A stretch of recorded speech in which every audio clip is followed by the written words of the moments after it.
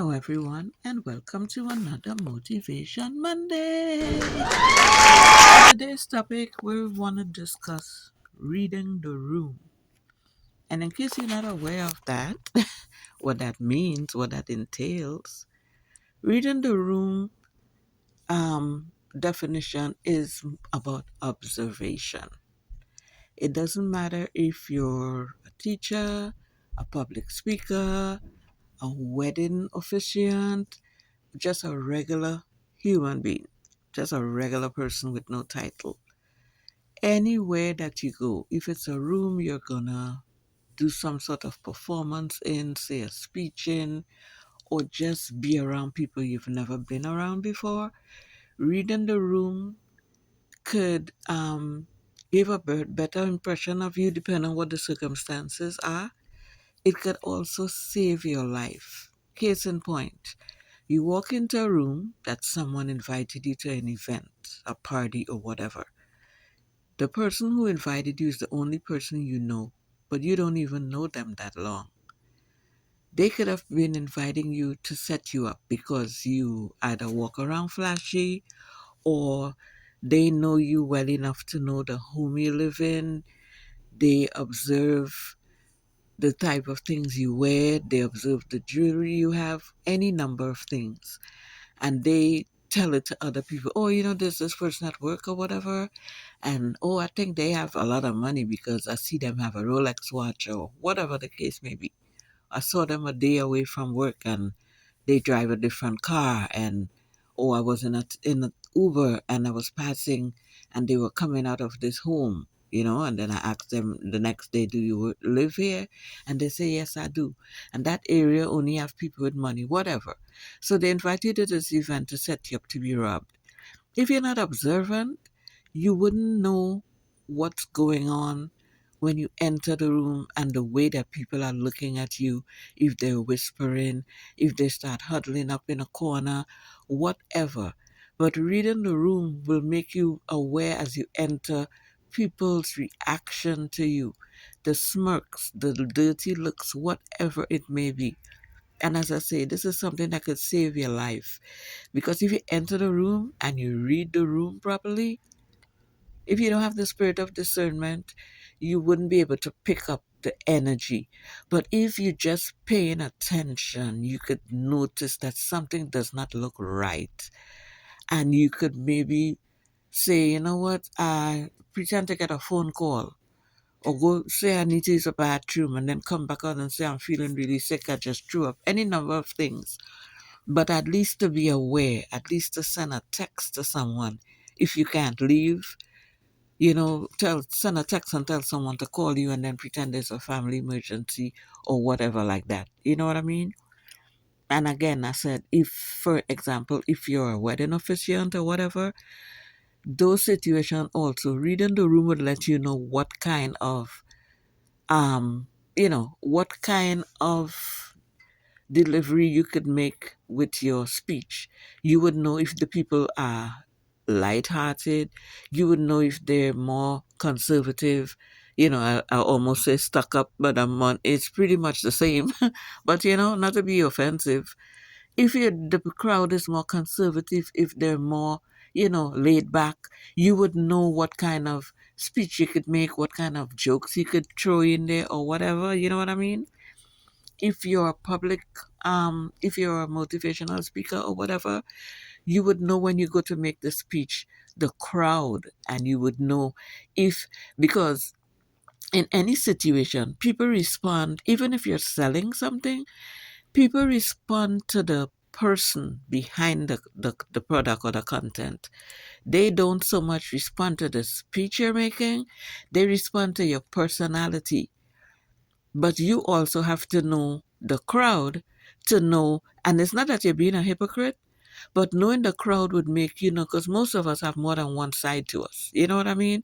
You have the more conservative side, you have the funny side, you have maybe the more um, flirty side, you have the saucy side, for lack of a better term. So you would know The crowd, if you read the room, you would know this crowd looks like I could make this kind of speech. I could throw this in there. I could ad lib and throw this sentence in there that is not written down. But reading off energy and reading the room, you would be able to know how to proceed. You know what I'm saying? And even if you have children and you're going into the school, reading the room if it's a conference or teachers, what do you call it again? Parents teachers conference meeting, whatever it's called again. I've been out of that loop for over 30 years. Okay. Whatever it's called, I don't remember. You would know the teacher, and you would know if you read the teacher's body language and so on, you would know what you could say, what you think is appropriate to say in response to whatever the teacher's telling you. You know what I mean? Case in point, I had a situation once that I used to call this office on a more or less weekly basis. And I got so comfortable because most of the time I called this one receptionist. It was an office, they had maybe 4 or 5 of them. But 9 out of 10 times I call, I would get this one receptionist. So after a while, I got really comfortable. Like, I feel like I know this person. So one time I called, and whatever she said to me, and she laughed, and I said, "Oh my God, girl, that is so funny," or whatever. And I'm not a child, I'm a grown woman. She's younger than I am. You understand? This lady proceeds to tell me that she's not a girl, and I need to keep it professional. And it kind of threw me for a loop because I would call there all the time. She would answer 9 out of 10 times, as I said, and she would make jokes with me.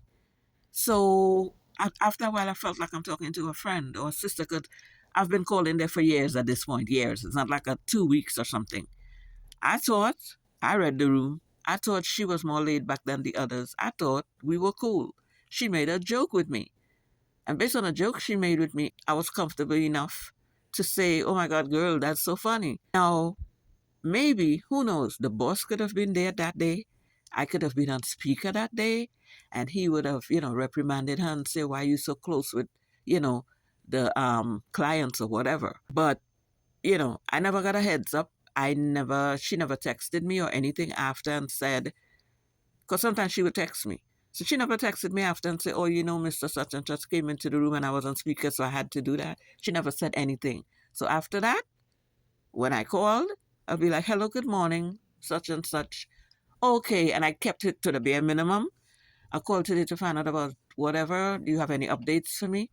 Okay, okay, thank you. You have a good day.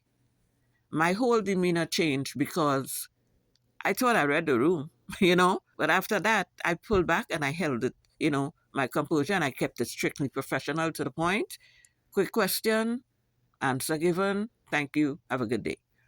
So, as I said, even sometimes when you think you know someone, and even for relationships, you think you know this person based on how they're treating you, but you never pay attention to how they treat other people. So even if they invite you out, read the room, pay attention to the friends, pay attention to the environment, pay attention to how they talk to other people.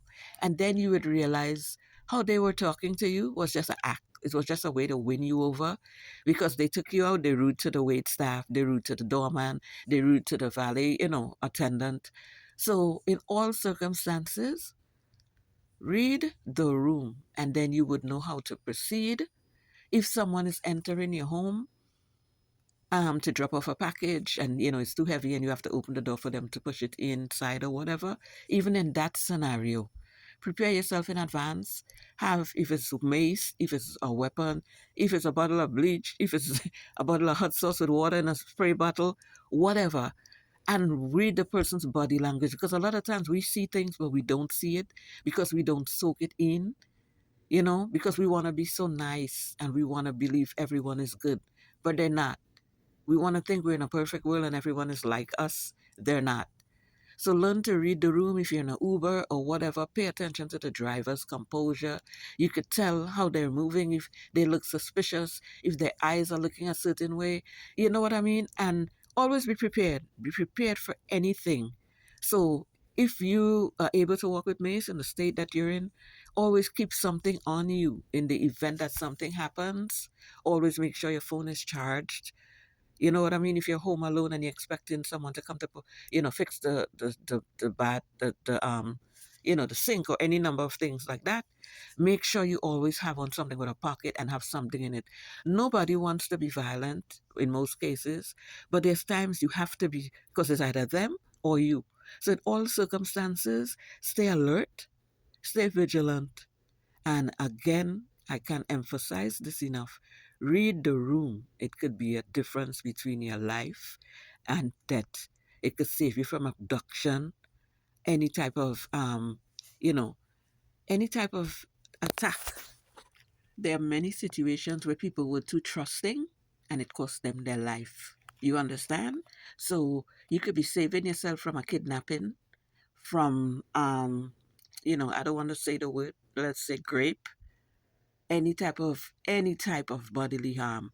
So be alert, stay safe, and thank you all for listening. Thank you for all my rock stars who continue to rock with me. To my new rock stars, welcome. If you like this content, be sure to subscribe, like, and share with a friend. It could also save their life. Love you all. See you in another video. Smooches.